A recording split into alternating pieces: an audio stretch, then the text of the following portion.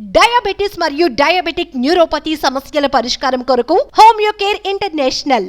అమెరికాలో డాలర్ల జీతం సంతృప్తినివ్వలేదు. ఖండాలు దాటిన పుట్టిన ఊరు మీద, తాను తిరిగిన నేల మీద మమకారం పోలేదు. దాంతో తిరిగి స్వదేశానికి వచ్చేశారు ఆయన. యుఎస్లో చాలా ఇయర్స్ పనిచేసిన తర్వాత ఏదో మిస్ అవుతున్నదని ఎప్పుడు అనిపించేది. తీరా వచ్చాక తన బిడ్డకు అవసరమైన గుక్కెడు కల్తీ లేని పాలే దొరకలేదు. సరిగ్గా అప్పుడే నిర్ణయించుకున్నారు స్వచ్ఛమైన పాల వ్యాపారం చేయాలి అని.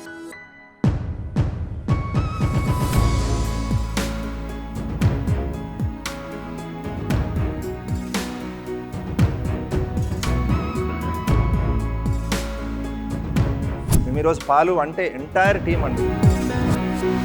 అందుకే sFarmని ఏర్పాటు చేసి తన కుటుంబానికే కాదు ఎన్నో వందలాది కుటుంబాలకు స్వచ్ఛమైన కల్తీ లేని పాలను అందిస్తున్నారు కిషోర్ ఇందుకూరి గారు.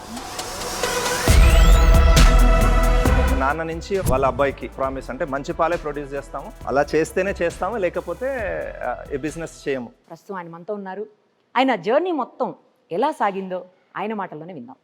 నమస్తే అండి కిషోర్ గారు. నమస్తే ma'am. Congratulations first of all. ఒక మంచి పనికి మీరు శ్రీకారం చుట్టారని చెప్పాలి. కోట్లాది రూపాయల డాలర్ల జీతాలు వదులుకొని అమెరికా లాంటి దేశంలో అందరూ అమెరికా అని పడిగెడుతున్నటువంటి ఈ సమయంలో మీరు అమెరికా నుంచి అన్నేళ్ల పాటు పనిచేసి అక్కడంతా శాలరీ వదిలేసి ఇక్కడికి వచ్చి ఒక పాల వ్యాపారం చేయటం అనేది నిజంగా చాలా గ్రేట్ అనిపిస్తోందండి. అసలు ఎక్కడ మీరు ఎందుకు తిరిగి రావాలనిపించింది? ఎక్కడ ఈ బిజినెస్కి బీజం పడింది? యుఎస్లో చాలా ఇయర్స్ పనిచేసిన తర్వాత ఏదో మిస్ అవుతున్నదని ఎప్పుడు అనిపించేది. సో ఇండియా వచ్చి ట్రై చేద్దాము అని అనుకుని అప్పటికి మా అబ్బాయి సిద్ధార్థ్ 1.5 years అప్పుడు ఇండియా తిరిగి వచ్చేసామండి. వ్యవసాయం చేద్దామని స్ట్రాంగ్గానే ఉండేది. సో వస్తూ ఒక 6 రోజులు యుఎస్లో మిషిగన్ స్టేట్ యూనివర్సిటీలో ఒక ఫుడ్ ప్రాసెసింగ్ మీద ఒక చిన్న కోర్స్ చేశాను, ఒక week long course. Food processing technologies ఎలా వాడతారు, అదే భాగంగా మిషిగన్ కోఆపరేటివ్ డైరీ ఒకటి చూసి వచ్చానండి. అక్కడ ఎలా టెస్టింగ్ చేస్తారు, అసలు నాణ్యతా ప్రమాణాలు ఎలా ఉంటాయి అనేది ఒక సార్ట్ ఆఫ్ అవగాహన. ఫుడ్ అంటే నాట్ ఓన్లీ మిల్క్ ఒకటే కాకుండా ఫుడ్ పదార్థాలు వేరే కూడా చదవడం జరిగింది. కొద్దిగా రీసెర్చ్ చేశానండి. ఒక 1 వారం రోజులు, ఒక 10 రోజులు ఒక కోర్స్ చేశాను. 2 sides మా తాతగారు వాళ్ళ ఫ్యామిలీస్, నానమ్మ వాళ్ళ ఫ్యామిలీస్, అమ్మమ్మ వాళ్ళ ఫ్యామిలీస్ అందరూ వ్యవసాయంలో ఉండేవారు. ఎక్కడండి నేటివ్ మధ్యలో మిమ్మల్ని గోదావరి జిల్లా, 2 ఉభయ గోదావరి జిల్లాలు. అమ్మ వాళ్ళది ఈస్ట్ గోదావరి అండి, ఫాదర్ వాళ్ళది వెస్ట్ గోదావరి. సో చిన్నప్పటి నుంచి ఊరికి వెళ్ళడము, వరి పొలాలు చూడటము అలవాటు. సో ఎప్పుడూ ఒక ఇంప్రెషన్, వ్యవసాయం చేస్తే బాగుంటుంది అనేది ఒక ఆలోచన ఉండేది. ఇట్లా చేస్తూ వ్యవసాయం చేద్దాము, వ్యవసాయం ట్రై చేద్దాం అంటూ చూస్తూ ఆ టైంలో హైటెక్స్లో చాలా కాన్ఫరెన్సెస్ జరిగాయి. 2012లో కాన్ఫరెన్సెస్ జరిగినాయి, డైరీ ఫార్మింగ్ బాగుంటుంది అని. ఒక చిన్న బిజినెస్ మోడల్ పేపర్ మీద రాసి డైరీ ఫార్మ్ స్టార్ట్ చేద్దామని చెప్పి ఒక 2-3 డైరీ ఫార్మ్స్ చూసాను. కర్ణాటకలో కొన్ని డైరీ ఫార్మ్స్ చూసాను, హైదరాబాద్ చుట్టుపక్కల ఉన్న కొన్ని డైరీ ఫార్మ్స్ చూసి స్టార్ట్ చేస్తే బాగుంటుంది అని స్టార్ట్ చేసాము. అంటే మీ బాబు కోసం కూడా ప్రత్యేకంగా కల్తీ పాలు లేని మంచి ప్రోడక్ట్ని ఇవ్వాలి అన్న ఉద్దేశంతో దానికి నాంది అసలు అక్కడే పడిందండి. సో sFarm అనే పేరు కూడా అక్కడి నుంచి స్టార్ట్ అయింది. ఇది మా వైఫ్ హిమా సజెస్ట్ చేసింది. sFarm అనే పేరు కొద్దిగా మోడర్న్ గా కూడా ఉంటుంది. అలాగే ఇట్స్ అ ప్రామిస్.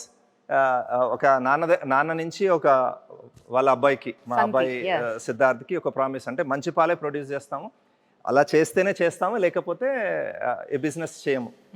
ఈ పాలు ఏదైతే మంచి పాలు ప్రొడ్యూస్ చేస్తామో అదే పాలు అందరికీ, కస్టమర్స్ అందరికీ ఇదే పాలు ఇవ్వాలనే దాంతో స్టార్ట్ చేస్తాం. ఈ రోజు కూడా ప్రతి ఒక్కళ్ళని నేను పుష్ చేసినా, నేను మాట్లాడినా, ఏదైతే కొత్త పద్ధతుల్లో పాలను టెస్ట్ చేయాలి, ఏది ఉన్నా కానీ పాలలో కనుక్కోవాలి. మేము ఈరోజు పాలు అంటే ఎంటైర్ టీమ్ అండి. ఇప్పుడు ఓవరాల్ క్లోజ్ టు 300 మంది ఉన్నాము వ్యవస్థలో. ఈరోజు వర్క్ చేస్తున్న వాళ్ళు ఒక 300 మంది ఉన్నారు. డెలివరీ బాయ్స్ కాకుండా ఇంచుమించు ఒక 300 మంది ఉన్నారండి. ఒక 300 మంది డెలివరీ బాయ్స్. ఆల్మోస్ట్ 600 మందికి మేము డైరీ ఫామ్ లో ఉన్నాయి. చిన్నగా ఏదైతే ఒక 5-6 తోటి స్టార్ట్ అయిన ఫామ్, ఇంకా కూడా ఫస్ట్ లో స్టార్ట్ అయిన వాళ్ళు ఇంకా మన దగ్గర ఉన్నారండి. సో అక్కడ స్టార్ట్ అయినది ఏదైతే చిన్నగా స్టార్ట్ అయినది. This is one amazing thing about మన అగ్రికల్చర్ కానీ డైరింగ్ తోటి ఇది ఒక బ్యూటిఫుల్ థింగ్ ఏంటంటే చాలా మందికి ఉపాధి కలిగే ఛాన్స్ ఉంటుందండి దీంట్లో. And this is something India is known for. మనం ఎప్పుడు అగ్రికల్చర్ వ్యవసాయ వ్యవస్థ అన్నది. సో అలా స్టార్ట్ చేసాము. ఫస్ట్ పచ్చిపాలతో స్టార్ట్ చేసామండి. తమిళనాడు వెళ్ళి కొన్ని ఆవులు తీసుకొచ్చాము. ఆవులు తీసుకొచ్చి పాలని చిన్నగా కస్టమర్స్కి అమ్మడం స్టార్ట్ చేసాం. అలా అలా అలా దాన్ని ఇప్పుడు ఎన్ని ఉన్నాయండి మన దగ్గర ఆవులు?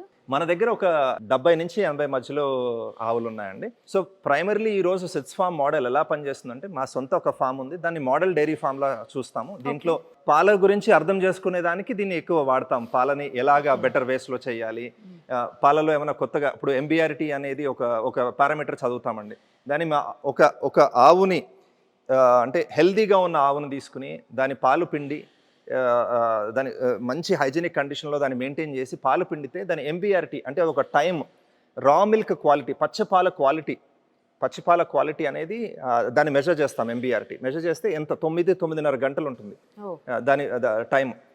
కానీ మీరు మార్కెట్లో మామూలుగా యావరేజ్గా పచ్చిపాలు క్వాలిటీ చూస్తే 15 నుంచి 30 నిమిషాలే ఉంటుందండి బయట క్వాలిటీ. అంటే ఏమవుతుంది అంటే, ఎప్పుడైతే రైతు ప్రొడ్యూస్ చేసిన తర్వాత ఒక చిల్లింగ్ సెంటర్కి వచ్చేటప్పటికల్లా చాలా క్వాలిటీ అనేది దిగజారిపోతుంది.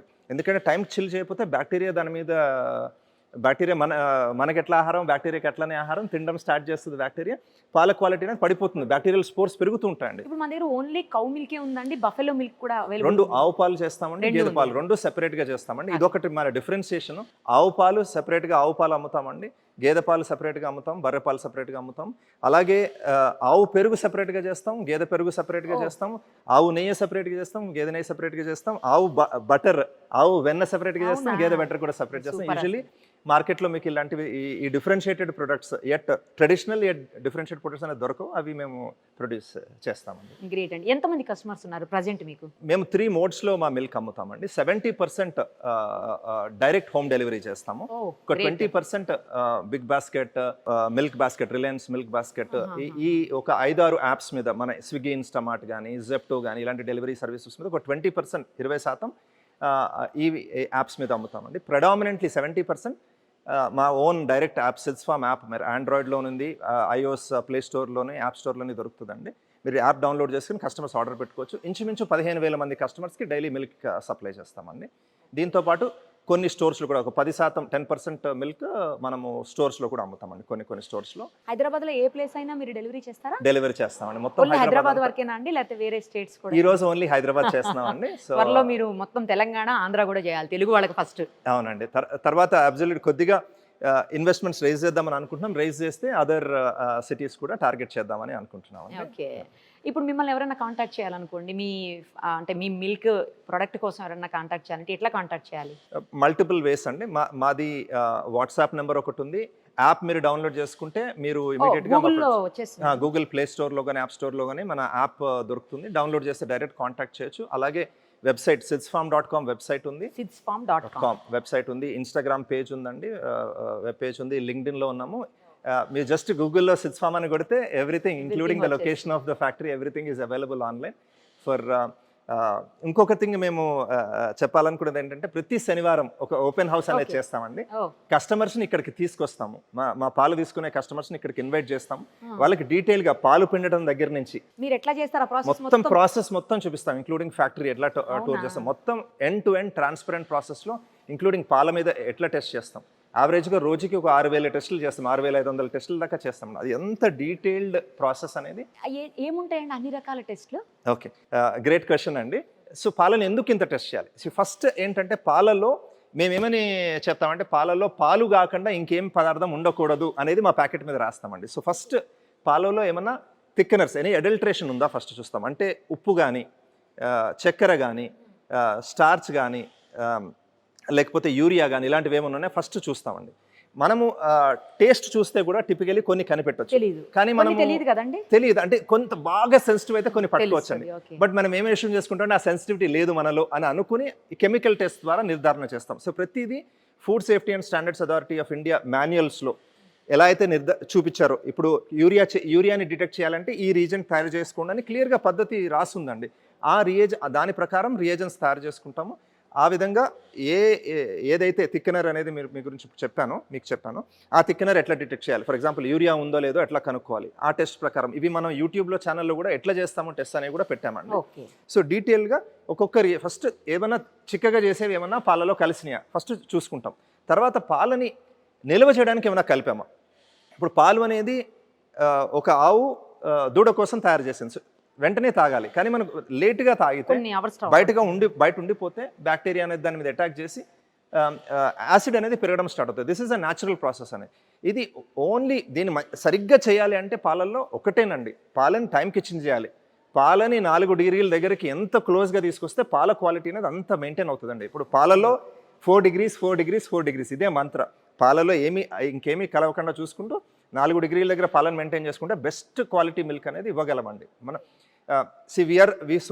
వి ఫీల్ సో కాన్ఫిడెంట్ అండి. మనము గనక టెస్ట్ రైతుకి కరెక్ట్ ధర ఇచ్చి టెస్ట్ చేస్తే we already produce the best milk in the world in India. ఈ కొన్ని పారామీటర్ టైంకి చిల్ చేసుకుని టెస్ట్ చేసుకుంటాం. ప్యాకెట్స్ మీద యూజువల్గా ప్యాక్చరైజ్డ్, హోమోజినైజ్డ్ అని రాసి ఉంటుంది. ప్యాక్చరైజ్డ్ అంటే అది మన దగ్గర జరుగుతుందండి ఆ ప్యాక్చరైజేషన్? మేము చేసేది అది ఒక్కటేనండి, simple process. Because from a public health safety point of view pasteurization important అండి. మీరు ఏ పీడియాట్రిషియన్ని తోటి మాట్లాడినా కానీ పాస్టరైజేషన్ అనేది ఇంపార్టెంట్ ప్రాసెస్. ఎందుకంటే కొన్ని బ్యాక్టీరియా, ట్యూబర్క్యులోసిస్ బ్యాక్టీరియా కానీ కొన్ని బ్యాక్టీరియా వేడి చేసి చల్లార్చినప్పుడే చనిపోతాయండి. సో అందుకని పాస్టరైజేషన్ అనేది ఇంపార్టెంట్ ప్రాసెస్ కాబట్టి అది ఒకటి చేస్తామండి.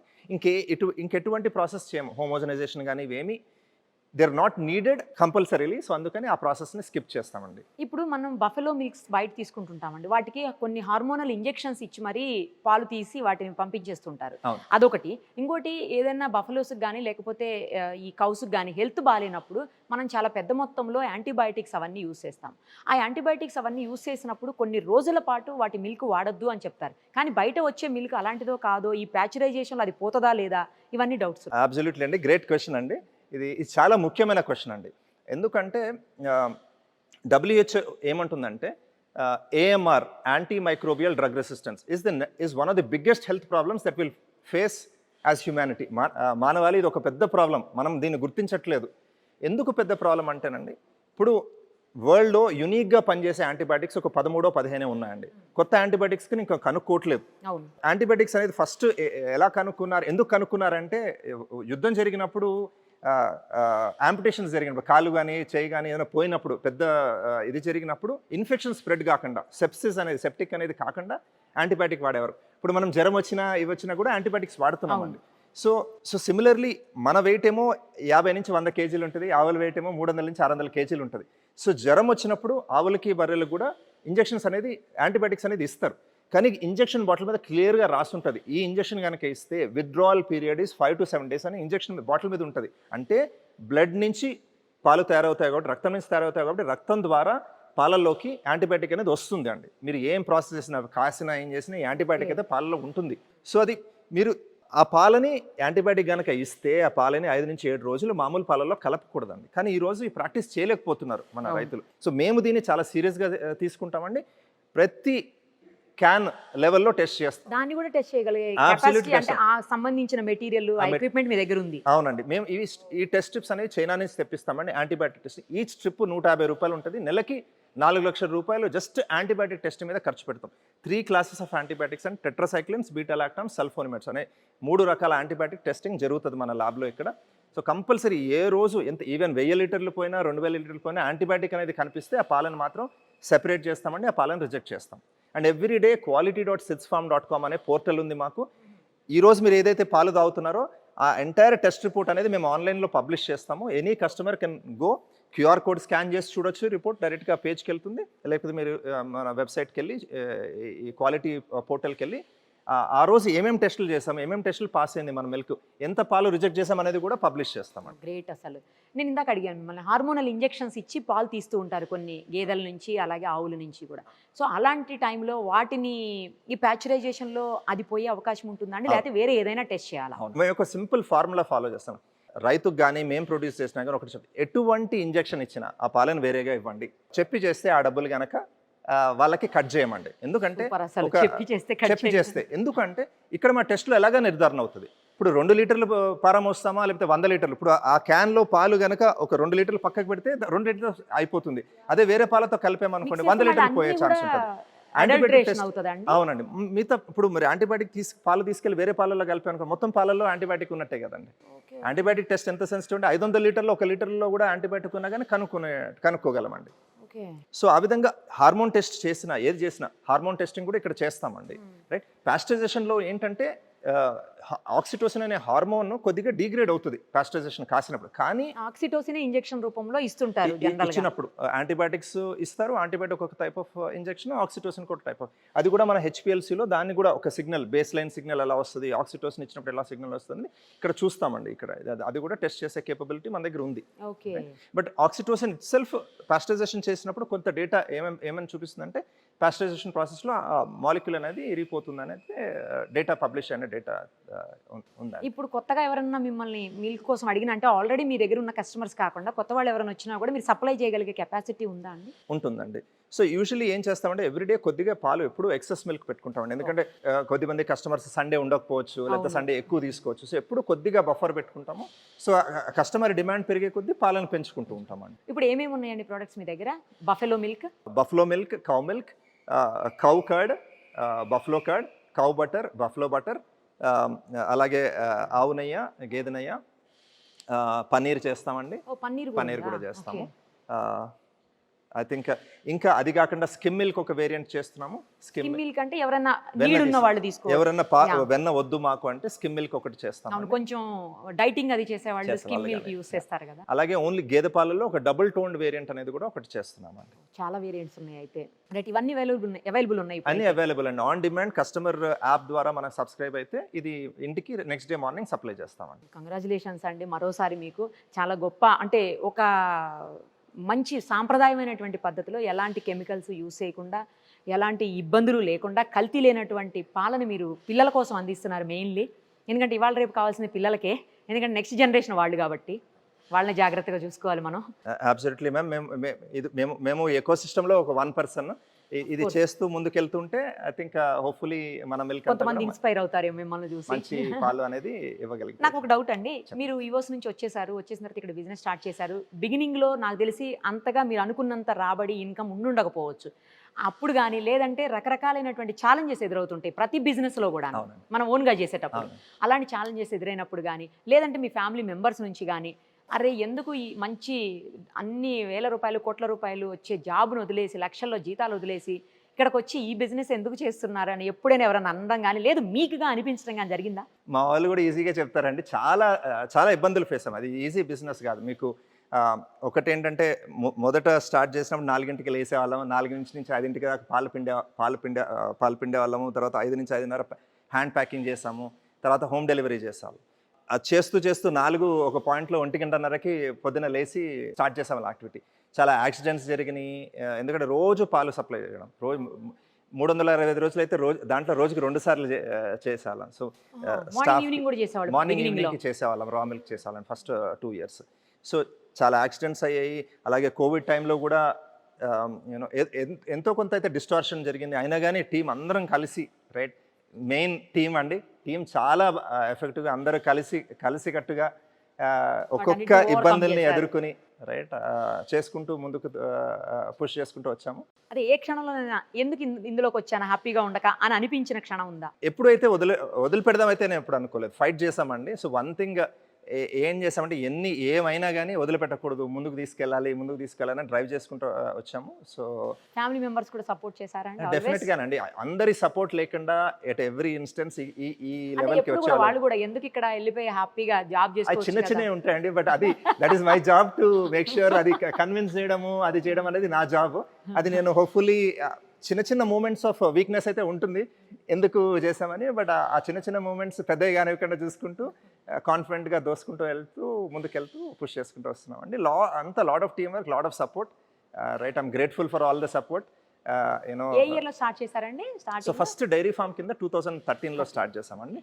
2016లో ప్రైవేట్ లిమిటెడ్ కంపెనీ కింద చేసి, అప్పుడు ఈ ల్యాండ్ తీసుకుని బ్యాంక్ లోన్కి అప్లై చేసి ఫ్యాక్టరీ పర్మిషన్స్ తీసుకుని ఓవరాల్ యాక్టివిటీ అంతా 2016 నుంచి ఒక బిజినెస్ యాక్టివిటీగా ఒక దిస్ కింద 2016 నుంచి స్టార్ట్. ఇప్పుడు నార్మల్గా మిల్క్ ప్యాకెట్స్ అన్నింటి మీద ఎక్స్పైరీ డేట్ ఈ రోజు తీసుకున్నాం అనుకోండి, రేపటి వరకు ఉంటుంది మోస్ట్లీ. అలా మనకు కూడా ఉంటుందండి? 1-2 days ఉంటుందా, లేకపోతే సేమ్ డేనా? గ్రేట్ క్వశ్చన్ అడిగారండి. దీన్ని కొద్దిగా నేను ఎక్స్ప్లెయిన్ చేస్తాను. మా ప్యాకెట్స్ మీద 3 రోజులు ఇస్తామండి. జనరల్ గా మోస్ట్ డైరీస్ 1 day ఇస్తారు. సో చాలా మంది క్వశ్చన్ అడుగుతారు మమ్మల్ని, మీరు ఏమైనా కలుపుతున్నారా ప్యాకెట్ లో?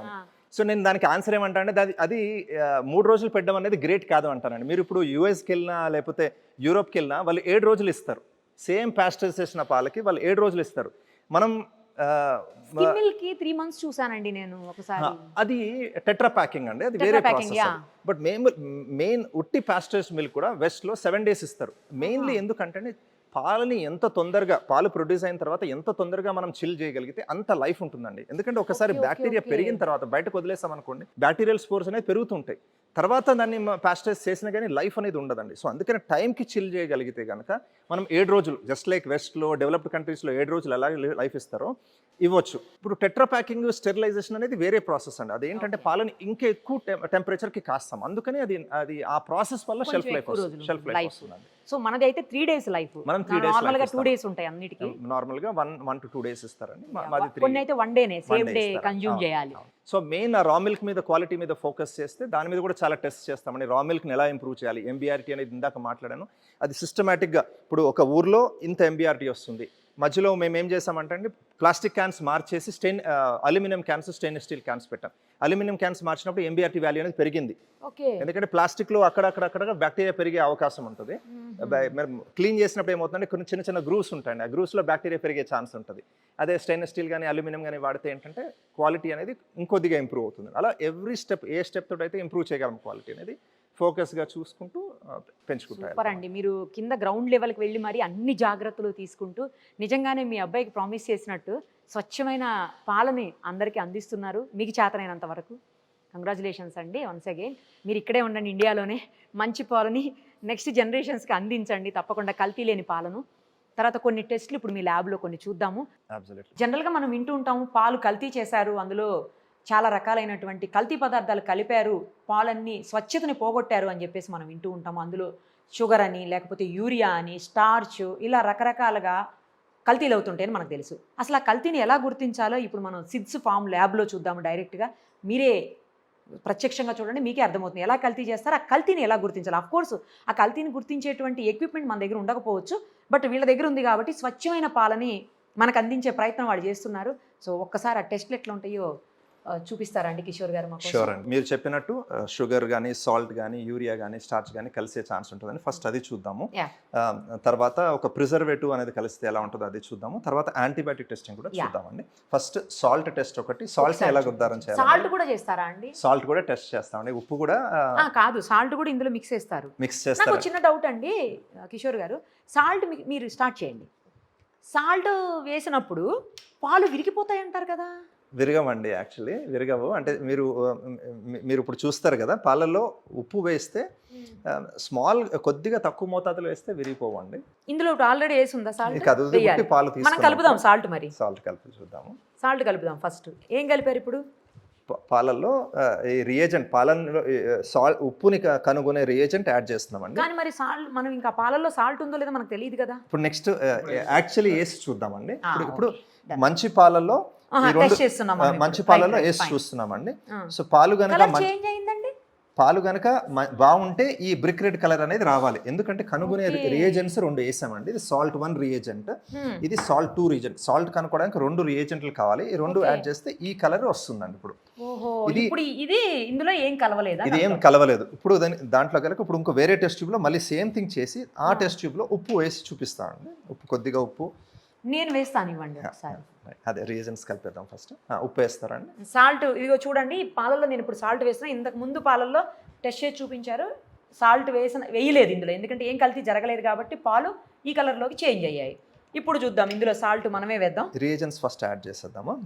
ఫస్ట్ సాల్ట్ వేయాలి సార్. Okay okay. ఇదిగో సాల్ట్ వేస్తున్నాను చూడండి. ఎస్, ఇప్పుడు మీరు దీన్ని టెస్ట్ చేసి చూపించండి. పర్ఫెక్ట్ అండి. సో ఇప్పుడు రియేజెంట్ 1, సాల్ట్ రియేజెంట్ 1, ఓకే, అలాగే సాల్ట్ రియేజెంట్ 2 యాడ్ చేస్తున్నామండి. ఓకే.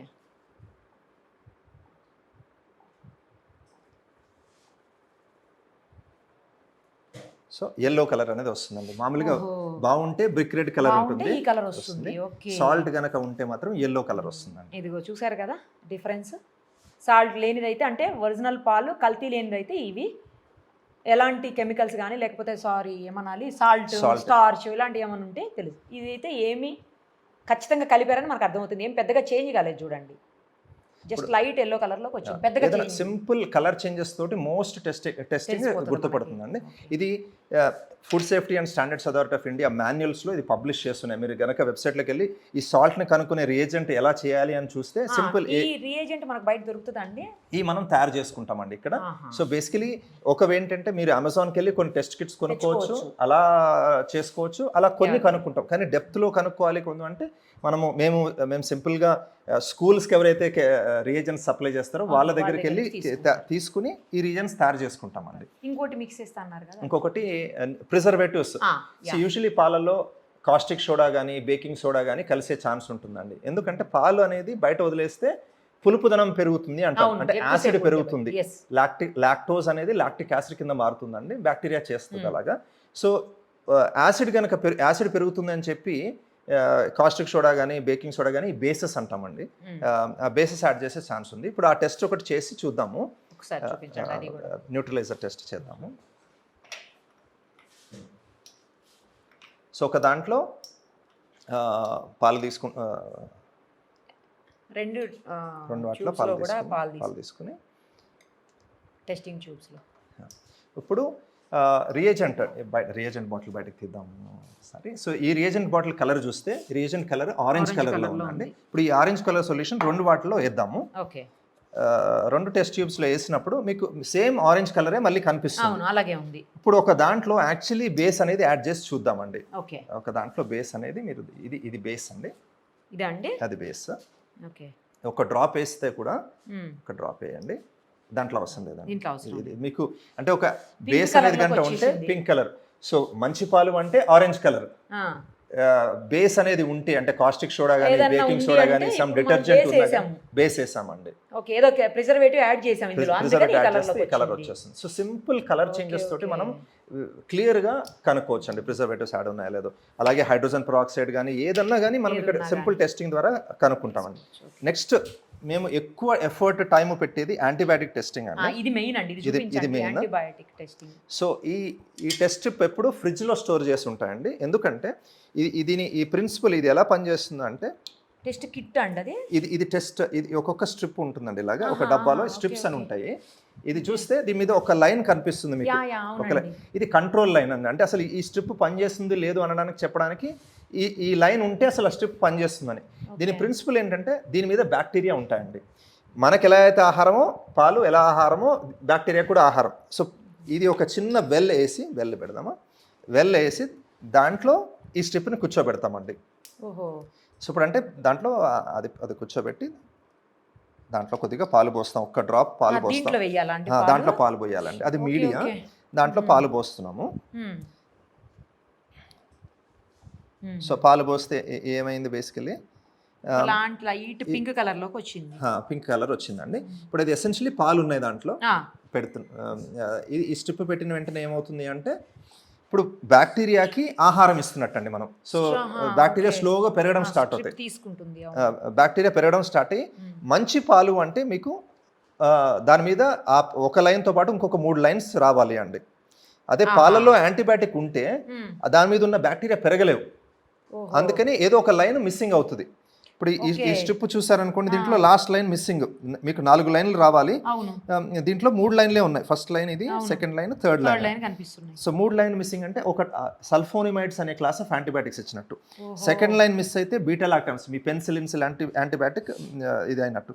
ఫస్ట్ లైన్ మిస్సింగ్ అయితే టెట్రాసైక్లిన్స్ అనే క్లాస్ ఆఫ్ యాంటీబయాటిక్స్ ఇచ్చినట్టు.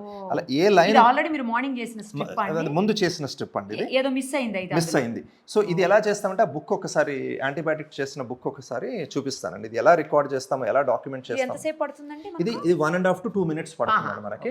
సో ఈ ఒక్క స్ట్రిప్ 150 రూపాయలండి. అండ్ ఇవి ఏం చేస్తామంటే ఎవ్రీ డే జరిగిన టెస్ట్ అన్ని ఒక రికార్డ్ కింద మెయింటైన్ చేస్తాము. సో ఇది ఇప్పుడు అంతా అంటిస్తాం మన రికార్డ్ కోసం, ఈ స్ట్రిప్స్ అన్ని చేసాము, ఇలా రికార్డ్ మెయింటైన్ చేసుకుంటామండి. సో బేసికలీ ఈ టెస్ట్ జరుగుతున్నాయి అనేది కూడా ఒక రికార్డ్ కింద మెయింటైన్ అవుతుంది. ఎలక్ట్రానికలీ స్టోర్ చేస్తాము, బట్ ఏ రోజు ఎన్ని స్టెప్స్ దీని మీద మంత్లీ ఒక 4 lakh rupees just on antibiotic testing ఖర్చు పెడతామండి. ఎందుకంటే అన్ని యాంటీబయాటిక్ టెస్ట్ అండి, ఈ బుక్ అంతా యాంటీబయాటిక్ టెస్ట్. సో ఈ డెప్త్ వెళ్తామండి టెస్ట్ చేయడానికి. సో మీకు ఇప్పుడు చూస్తే కనుక ఇంకొక నిమిషం పడుతుంది, కానీ ఆల్రెడీ 4 లైన్లు కనిపిస్తున్నాయి, 4 లైన్స్ కనిపిస్తున్నాయి. 4 లైన్స్ కనిపిస్తున్నాయి అంటే ఈ మిల్క్ మంచిది, ఈ పాలు మంచివి, బ్యాక్టీరియా ఫ్రీగా పెరగగలుగుతున్నాయి. బ్యాక్టీరియా ఫ్రీగా పెరగలేదనుకోండి, అప్పుడు ఏదో ఒక లైన్ మిస్ అయిపోతుంది. మిస్ అవుతుంది, అంటే యాంటీబయాటిక్ అందులో మిక్స్ అయినట్టు అర్థం. యాంటీబయాటిక్ ఇంజెక్షన్ ఇచ్చినట్టు. అదే ఏదైతే యానిమల్ ఉంటుందో అది. అవునండి. ఇప్పుడు ఫర్ ఎగ్జాంపుల్ ఆవు కావచ్చు, గేదె కావచ్చు, ఆల్రెడీ యాంటీబయాటిక్ యూస్ చేసి ఉంది. సో 1 వీక్ 10 days ఆ పీరియడ్ లో ఉన్నట్టు, అది దాటితే మళ్ళీ రాదు కదా. అవునండి. అందుకని మీకు ఇప్పుడు యాంటీబయాటిక్ ఇచ్చి మీరు 5 రోజులు పక్కన పెట్టేసానంటే కూడా కాదండి. స్ట్రిప్ టెస్ట్ చేస్తేనే, ఎందుకంటే ఒక ఆవులో 3 రోజుల్లోనే వెళ్ళిపోతుంది సిగ్నల్, ఒక ఆవులో 7 రోజులు పట్టొచ్చు, ఒక ఆవులో ఎక్కువ రోజులు ఉండొచ్చు యాంటీబయాటిక్ అనేది బ్లడ్ స్ట్రీమ్ లో. ఎందుకంటే ఈచ్ యానిమల్కి యూనిక్గా ఫిల్టర్ చేసే కేపబిలిటీ ఉంటుంది. సో ఇప్పుడు ఈ లాస్ట్ లైన్ ఏదైతే మిస్ అవుతుందండి, ఇది కొన్ని టాబ్లెట్స్ రూపాన్ని కూడా ఇస్తున్నారు. ఓన్లీ ముందు ఇంజెక్షన్స్ రూపంలో ఇచ్చారు, ఇది ఒక గోళీ రూపంలో కూడా యాంటీబయాటిక్స్ ఇచ్చారు. అయినా కానీ ఈ టెస్ట్ అనేది కనుక్కుంటుందండి. ఇది మనకి ఈ స్ట్రిప్ బేస్డ్ టెస్టింగ్ కనుక్కోగలదు. సూపర్ అసలు. సో ఇలాంటి అన్ని రకాల టెస్టులతోటి మీరు కల్తీ లేనటువంటి స్వచ్ఛమైన పాలని ప్రజలకు, ముఖ్యంగా పిల్లలకు అందిస్తున్నారు. చాలా గ్రేట్ అండి. మీరు యుఎస్ నుంచి వచ్చి ఒక మంచి పనిలో మీరు కూడా భాగస్వాములు అవుతున్నారు. గ్రేట్ అండి. మా టీమ్ ని కూడా ఎక్నాలెడ్జ్ చేద్దామండి. అందరూ మేము నేను ఒక్కనే చేసేది కాదు, అందరం టీం కలిసి. అంటే ఫస్ట్ అంకురార్పణ అనేది మీతోనే కదా జరిగింది, బట్ ఫస్ట్ స్టెప్ అనేది మీతోటే కదా స్టార్ట్ అయ్యింది. థ్యాంక్ యూ అండి. అండ్ ఒక్కొక్కటి నేర్చుకుంటూ ఇలా చేస్తాను నేను, ఒక్కొక్క టెస్ట్ నేర్చుకుంటూ చేస్తున్నాను. సూపర్ అండి. ఆల్ ది వెరీ బెస్ట్ అండి. Thank you so much. Thank you.